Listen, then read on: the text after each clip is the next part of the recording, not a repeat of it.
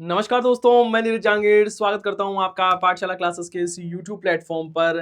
राजस्थान विद्युत विभाग में नई भर्ती आ गई है और आज इसका नोटिफिकेशन भी जारी हो गया है।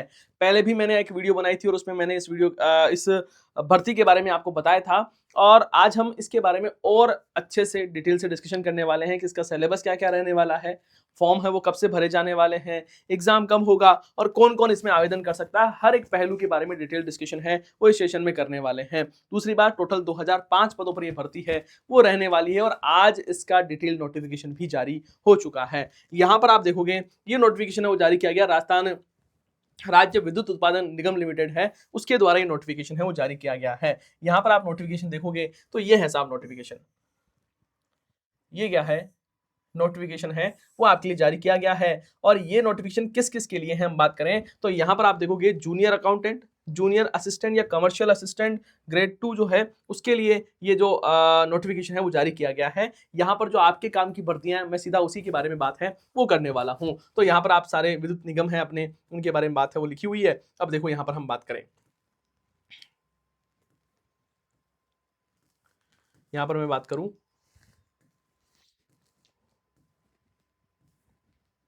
जस्ट अ सेकेंड,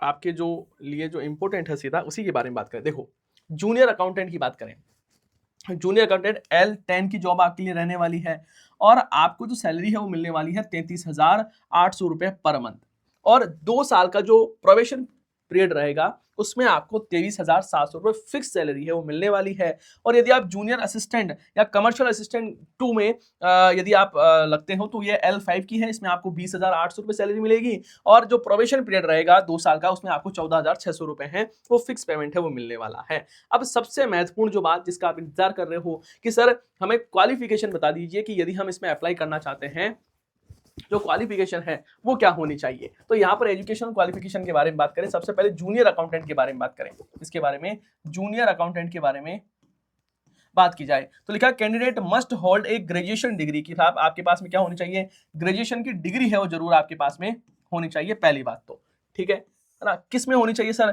कॉमर्स और business administration from a recognised university establish by the law. मतलब कुल मिला के आपकी कॉमर्स में यदि ग्रेजुएशन हो रखी है तब आप इसमें अप्लाई कर सकते हो जूनियर अकाउंटेंट में, कोई दिक्कत वाली बात नहीं है।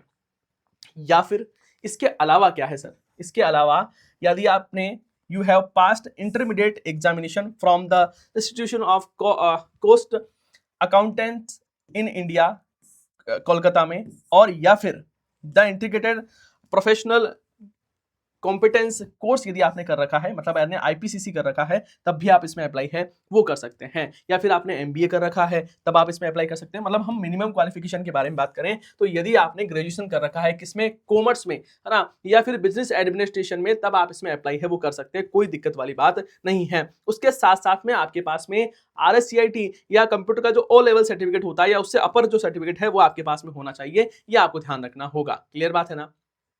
समझ पा रहे हो? जूनियर अकाउंटेंट के लिए या तो कॉमर्स की डिग्री हो आपके पास में या बिजनेस एडमिनिस्ट्रेशन में आपने हम बात करें कि ग्रेजुएशन है वो कर रखी है तब आप अप्लाई कर सकते हो। उसके साथ साथ में आपके पास में RSCIT का कोर्स है वो भी होना चाहिए।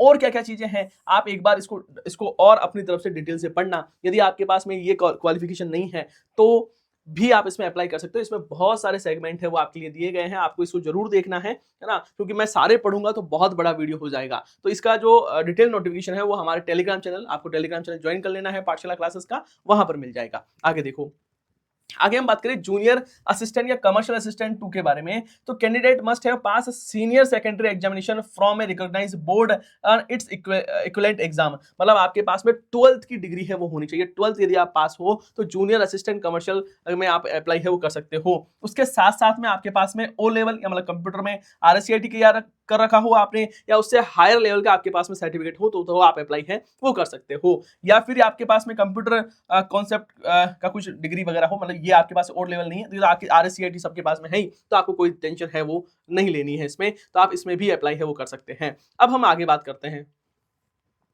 आगे जो आपके लिए महत्वपूर्ण है उसके बारे में बात करें। एज क्राइटेरिया क्या रहेगा सर? एज क्राइटेरिया के बारे में बात करें तो यहाँ पर थोड़ा सा और जूम कर लेता हूं जिससे आपको अच्छे से दिखे।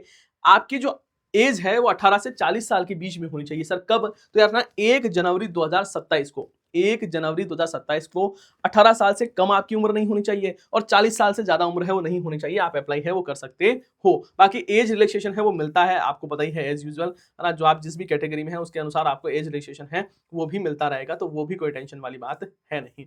आगे देखें, आगे यहाँ पर हम बात करते हैं कि सर फॉर्म कब से भरे जाएंगे। तो फॉर्म आपको पता है पहले ही ये डेट है वो जारी हो चुकी थी आपके फॉर्म भरने के लिए, तो यहाँ पर ध्यान रखना है ये कुछ रिलैक्सेशन है जो कि हम बात करें मिलने वाले हैं। और अब देखो यहाँ देखना, यहाँ दिया हुआ है कि आपके फॉर्म कब से कब तक भरे जाएंगे। तो यार ना 5 अगस्त से ये फॉर्म भरना है वो शुरू होंगे, मतलब कल से, और 25 अगस्त के बीच में फॉर्म भरे जाने वाले हैं। तो इस बात का भी आपको विशेष तौर पर ध्यान रखना है। फॉर्म कब से कब तक भरे जाएंगे, तो 5 तारीख से फॉर्म भरना है वो शुरू होंगे और 25 अगस्त के बीच में तक आपके फॉर्म है वो भरे जाएंगे, तो ये बात भी आपको ध्यान रखना है। आगे बात करें, आगे यहां पर बात की जाए, ये नोटिफिकेशन आप जरूर देखना, है ना। फीस क्या रखी है, फीस क्या है साहब, तो 1,000 रुपए तो लगने वाले हैं जनरल के लिए, और बाकी सारे जो ST SC है ना, MBC WS जो है उनके लिए 500 रुपए फीस है वो रहेगी। GST इसमें इंक्लूड है, कोई दिक्कत वाली बात है वो नहीं है। तो आप आराम से फॉर्म है वो इसमें अप्लाई कर सकते हो। फीस लगने वाली है, फीस आपके लिए इसमें लगेगी, ये फ्री नहीं है, ये बात भी ध्यान रखना है अपने को।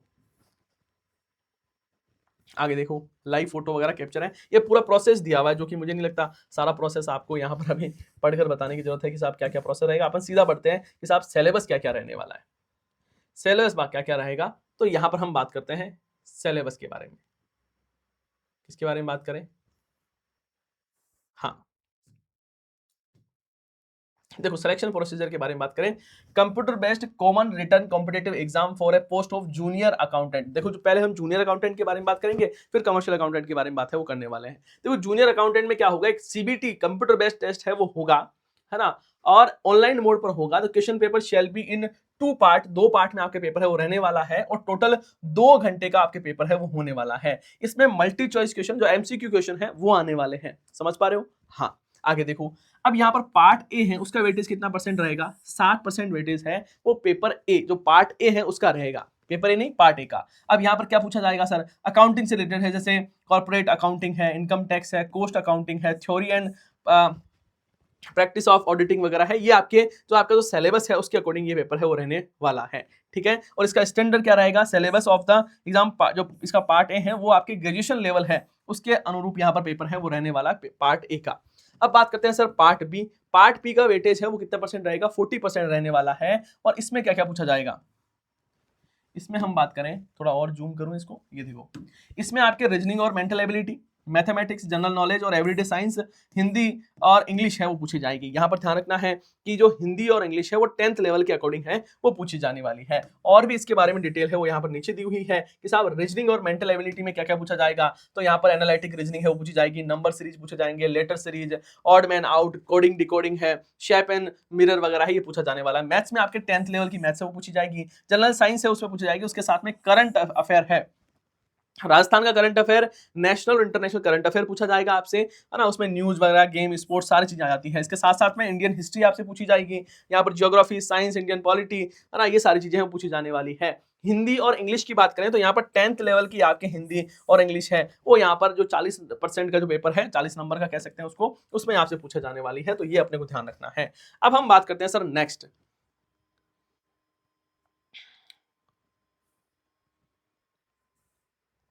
देखो अब हम बात करें सर जूनियर असिस्टेंट और कमर्शियल असिस्टेंट के बारे में। तो यहां पर आपको ध्यान रखना है, यहां पर भी कंप्यूटर बेस्ड टेस्ट है वो होने वाला है। The phase 1 shall be conducted in 2 stages. Stage 1 है ये प्री एग्जामिनेशन होगा, और उसके बाद में आपका मेंस एग्जाम है वो होने वाला है। इसमें ध्यान रखना है कि इसमें 2 एग्जाम होंगे, एक तो प्री होगा और एक क्या होने वाला है, मेंस एग्जाम है वो यहाँ पर होने वाला है। आप यहाँ पर देखोगे कि pre examination will be only for the screening and short listing candidate, मतलब ये जो स्क्रीनिंग के लिए होगा इसको निकाल दिया जाएगा, नंबर है वो नहीं जुड़ेंगे। आपको मिनिमम 40% मार्क्स है वो लेकर ही आने होंगे, ये ध्यान रखना है ना। लिखा हुआ max secure by the candidate the stage 2 phase 1, जो मिनिमम मार्क्स वगैरह है वो आपको 40% वेटेज है वो इसका रहेगा, और written test shall be given 60% weightage, तो 60% वेटेज है उसका रिटर्न का रहने वाला है, तो ये बात भी आपको ध्यान रखनी है। आगे देखो यहाँ पर हम बात करें कि सर फेज 1 है, इसमें रीजनिंग, मेंटल एबिलिटी, मैथ्स, तो सेम वो जो पहले वाला पैटर्न है वही आपके इसमें रहने वाला है। ये सेम आपके रीजनिंग वगैरह है, मैथमेटिक्स, जनरल नॉलेज है, वो सेम वही पूछा जाने वाला है। फिर हिंदी इंग्लिश। अब इसमें पेपर फेज 2 है उसके बारे में ध्यान रखना है भाई। फेज 1 है वो तो क्या है, रिटन एग्जाम है, और फेज 2 क्या है, टाइपिंग टेस्ट है। समझ पा रहे हो, फेज 2 क्या है, टाइपिंग टेस्ट है। फेज 2 की बात करें तो स्पीड टेस्ट होगा 10 नंबर का, है ना, 10 मिनट का, 25 अंक इसके मिलेंगे, और एफिशिएंसी टेस्ट होगा 10 नंबर का, 25 अंक इसका। स्पीड टेस्ट 10 अंक का, और एफिशिएंसी टेस्ट है वो भी आपके 25-25 नंबर का होगा, 10-10 मिनट का होगा। ये थोड़ा सा आपको ध्यान देना होगा। समझ पा रहे हो, पहला तो आपके पेपर हो गया है ना, जिसका सिलेबस आप यहाँ पर देख ही पा रहे हो, ठीक है। और उसके बाद में जो फेज 2 है ना, ये फेज 2 है। पहले वाला क्या है, स्क्रीनिंग टेस्ट है, मतलब उसमें कोई नंबर नहीं जुड़ेंगे, बस पास करना आपको, स्क्रीनिंग टेस्ट होगा, ठीक है। उसके बाद में ये टेस्ट है वो आपके टाइपिंग टेस्ट है वो होने वाला है। तो ये सारी बातें हैं वो आपको ध्यान रखनी है, ठीक है। तो ये सारी चीजें आपकी लिखी हुई है, लगभग मैंने सारी चीजें हैं वो आपको बता दी है। फिर भी किसी प्रकार का कोई डाउट रहता है तो आप कमेंट बॉक्स में पूछ सकते हो। हाँ, एक थोड़ा सा ध्यान रखना है, ये एग्जाम सिटीज का दिया हुआ है, एग्जाम सिटी है वो यहाँ पर रहने वाली है, यहाँ पर आपके सभी जगह एग्जाम होंगे। बाकी इसके अलावा कहीं पर भी एग्जाम है वो नहीं होने वाले, क्योंकि कंप्यूटर बेस्ड टेस्ट है, तो जहाँ पर कंप्यूटर की लैब है वहीं पर ये टेस्ट है वो होने वाले हैं। तो मैंने अपनी तरफ से सारी चीजें हैं वो आपके लिए बता दी है। फिर भी किसी प्रकार का कोई कंफ्यूजन रहता है, कोई डाउट रहता है, तो टेंशन लेने की जरूरत नहीं है। आपको कमेंट कर देना है या तो इस वीडियो के नीचे, या फिर आप इस डिटेल जो ये नोटिफिकेशन है उसको भी आप देख सकते हो। उसके साथ ही मैं आपको बता दूं कि स्वतंत्रता दिवस जो इंडिपेंडेंस डे है उसके अवसर पर हम आपके लिए विशेष ऑफर लेकर आए हैं, और ये जो ऑफर है वो 10 तारीख से लेकर 15 अगस्त तक वैलिड है वो रहने वाले हैं। इसमें आपको जो ऑफलाइन कोर्सेज है उसमें विशेष छूट मिलने वाली है, जैसे ये 25,500 का कोर्स है वो मात्र आपको 15,500 का मिलेगा रीड का। RSSB फाउंडेशन है ये 15,500 का। संगणक वाला जो कोर्स है वो आपको 11,500 का मिलेगा। आपके लाइब्रेरियन वाला कोर्स है वो आपको यहाँ पर ओनली पेपर 1 का 11,500 का, और पेपर 1+2 लेना चाहते हो तो 21,500 का रहने वाला है। उसके साथ ही सूचना सहायक का कोर्स है वो 15,500 का आपके लिए रहेगा। तो ये बढ़िया मौका है आपके पास में। उसके साथ ही नया बैच है वो 17 अगस्त से आपके लिए शुरू हो रहा है सुबह 9:15 बजे, तो इसमें भी आप एनरोल है वो कर सकते हो। यहाँ पर आपके लिए टोल फ्री नंबर भी दिए हुए हैं, नंबर आपको बता देता हूँ। हाँ, कोई भी आपको चीज पूछनी हो तो ये आपके लिए हमारे संस्था के नंबर है। रुको एक सेकेंड, नंबर में आपसे अलग से, हाँ ये देखो ये नंबर दिए हुए, इस नंबर पर भी आप पढ़ सकते हो। ये एक ब्रह्मास्त्र बैच है वो भी हमने लॉन्च किया है, इसके बारे में भी जानकारी ले लो आप। यहाँ पर आपके लिए मतलब एक ही बैच है, उसमें आप बढ़िया से तैयारी कर सकते हो। राजस्थान के सभी 13 एग्जाम की तैयारी एक ही बैच में है वो करवाई जाएगी। तो ये नंबर दिए हुए हैं, इसमें आप नंबर से अपना रजिस्ट्रेशन है वो करवा सकते हैं। बाकी आपको पता ही है कि आपके लिए सीटी वाले कोई कैंडिडेट है उसके लिए नया बैचेस है, सॉरी नई बुक्स है वो हमने लॉन्च कर दी है। जिला दर्शन की बुक आपके लिए अवेलेबल है, और राजस्थान अध्ययन की बुक भी अवेलेबल है। ये सभी बुक्स है वो आप पाठशाला क्लासेस के एप्लीकेशन से मंगवा सकते हैं, या फिर आपके नजदीकी बुक स्टोर है वहां से भी ऑर्डर कर सकते हैं। आई होप ये सेशन आपके लिए बढ़िया रहा होगा, अच्छा लगा होगा आपको। यदि सेशन अच्छा लगा है तो इसको लाइक करना और आपके सभी साथियों के साथ में सेशन को शेयर जरूर करना है। आप सभी का बहुत बहुत धन्यवाद। हम मिलते हैं नेक्स्ट सेशन में। जय हिंद, जय भारत।